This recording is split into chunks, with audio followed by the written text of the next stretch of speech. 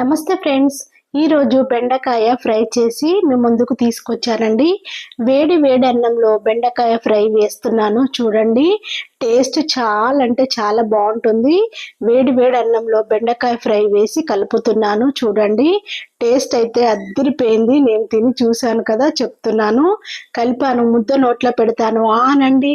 చాలా అంటే చాలా టేస్టీగా ఉందండి. నోట్లో పెట్టుకోగానే అమృతంలా అనిపించింది. అంత టేస్టీగా ఉందండి. వేడి వేడి అన్నంతో పాటు బెండకాయ ఫ్రైని వేసుకొని తింటున్నాను కదండి. చాలా అంటే చాలా టేస్టీగా ఉంది. బెండకాయ ఫ్రై కానీ, చారు కానీ, చాలా రకాలుగా బెండకాయతో చేసిన ఈ రెసిపీలు నా ఛానల్లో ఉన్నాయి. చూడండి, మిస్ అవ్వకుండా చేసుకొని తినండి. టేస్ట్ చాలా చాలా బాగుంటాయి. నా వీడియోలన్నీ చూడండి. 1 కేజీ వరకు బెండకాయలను, లేత బెండకాయలను తీసుకున్నాను. ఇలా ఫ్రెష్గా ఉన్న బెండకాయలను తెచ్చుకొని మంచిగా కడగాలి. ఇలా చేతితో రాసుకుంటూ కడిగిన తర్వాత వాటర్ లేకుండా ఒక జాలి గిన్నెలోనైనా తట్టలోనైనా వేసేసుకోవాలి. వాటర్ అంతా అడిచిపోయిన తర్వాత ఒక్కొక్క దాన్ని ఇలా కట్ చేసుకోవాలి. ఇంత ఇంచెస్ వరకు కట్ చేసుకుంటే సరిపోతుంది. మరీ పొడుగుగా కాకుండా, మరీ చిన్నగా కాకుండా కట్ చేసుకోవాలి. ఇప్పుడే బెండకాయ ఫ్రై చాలా అంటే చాలా బాగుంటుంది. అన్నిటిని ఇలా కట్ చేసుకొని పెట్టేసుకోవాలండి. బెండకాయ ఫ్రై, బెండకాయ చారు, బెండకాయతో ఏది చేసినా హెల్త్కి చాలా మంచిదండి. పిల్లలకు కూడా చాలా మంచిది. అన్ని ముక్కలన్నీ కట్ చేసుకొని పెట్టేసుకోవాలి. ఇంత వాటర్ తడి లేకుండా చూసుకోవాలి. ఇప్పుడు స్టవ్ పైన ప్యాన్ పెట్టేసుకొని 2 స్పూన్ల వరకు ఆయిల్ వేసేసుకొని కట్ చేసి పెట్టుకున్న బెండకాయ ముక్కలని వేసేసుకొని ఫ్రై చేసుకోవాలి. మంచిగా ఫ్రై అయ్యేంత వరకు దగ్గరుండి కలుపుతూ ఫ్రై చేసుకోవాలండి. ఇలా మంచిగా కలుపుతేనే మాడిపోకుండా మంచిగా ఫ్రై అవుతాయి. ఇలా ఫ్రై అయిన తర్వాత ఒక ప్లేట్లోకి తీసేసుకోవాలి. చూడండి, ఇలా ఫ్రై అయితే సరిపోతుంది. మొత్తం మనకు ఫ్రై అయినట్టు తెలవాలంటే గ్రీన్ కలర్ చేంజ్ అవుతుంది కదండి. ఇలా చేంజ్ అయిన తర్వాత ఒక ప్లేట్లోకి తీసేసుకోవాలి.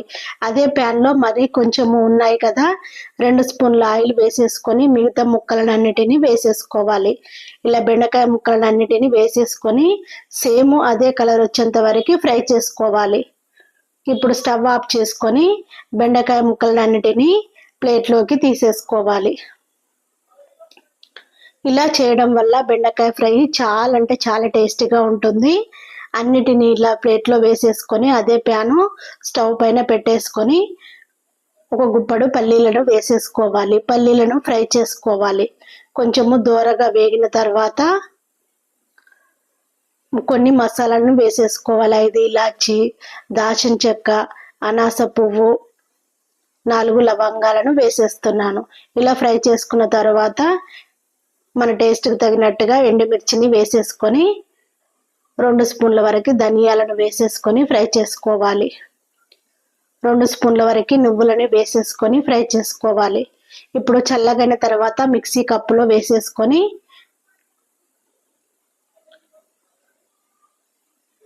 1 స్పూన్ వరకు జీలకర్రని వేసేసుకోవాలి. ఒక 4 వెల్లిపాయలను పొట్టు తీసి వేసేసుకొని మూత పెట్టేసుకొని మెత్తగా పౌడర్ లాగా చేసుకొని పక్కన పెట్టేసుకోవాలి.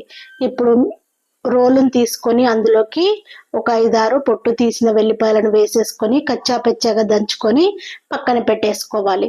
ఇప్పుడు స్టవ్ పైన ప్యాన్ పెట్టేసుకొని 1 స్పూన్ వరకు ఆయిల్ వేసేసుకొని ఆయిల్ వేడైన తర్వాత 1 స్పూను ఆవాలు, 1 స్పూను జీలకర్రని వేసేసుకొని రెడ్గా ఫ్రై చేసుకోవాలి.